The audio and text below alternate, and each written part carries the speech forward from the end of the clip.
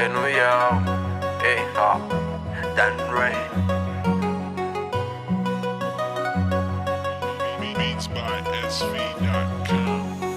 Just zarantin ndao isaraka fanarary tsy tantoko nataonao ay netony fotezitra tsy nafantatra zay fanapa-kevitra tokony horaisina fa neritreritra navita teny ireriny amponina nerina de mifitiarana ery saiko tsy mba neritreritra na kely taminanaranao zao zaverina nenenako ireny trapako falavitra anao za tsakaiky ny asambarana mihitsy fantatrony amavanlasa mbolo sarotra fa vonina ankehitriny anintsy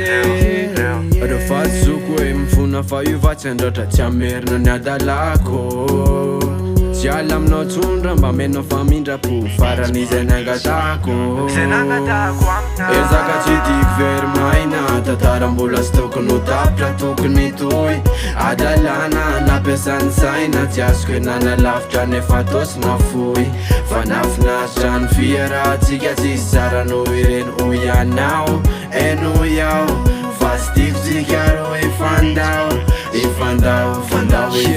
zany le fekira mamofo tamandre fatramizao za tsy mety mionona mbola miandry ny fiverenanao fa ny amitsika tiako iverina azalatsaina tsona fefakaky erinenina ty malahelo tsy amamerovery feno le silapana raha tsisy anao za tsy feno mba miangavy raha mbola misy fitiavanana de kely lao averina ny fahiny de ze tsy nety tamireny fa fana ekeko enanao adosona nandratra ny fonao fefa mibaboka mifona ka mba raisy fefaresy ty irytiny soratako anao solona somesy manambara fa mbola ty fa tramin'iny ka tramizao za tsy mahasaraka andry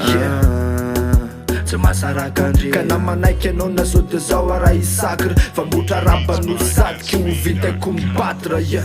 ezaka tsy tiako very maina tantara mbola sy tokony ho tapitra tokony toy adalana nampiasany saina tsy azoko hoe nanalavitra nefa tosy mafoy fa nafinaritra ny fiarahantsika tsisy tsara noho ireny hoy anao eno iaho fa sy tiako tsika ro ifandao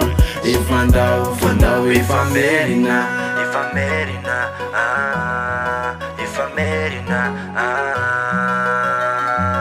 fa mbola tika tsy mahasaraka anao za mbola ty ezaka tsy tiako very maina tantara mbola sy tokony ho tapitra tokony toy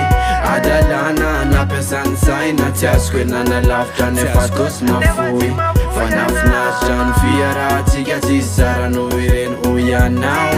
eno iaho fa sy tiako tsika ro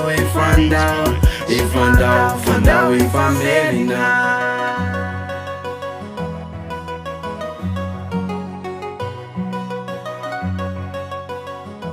Sao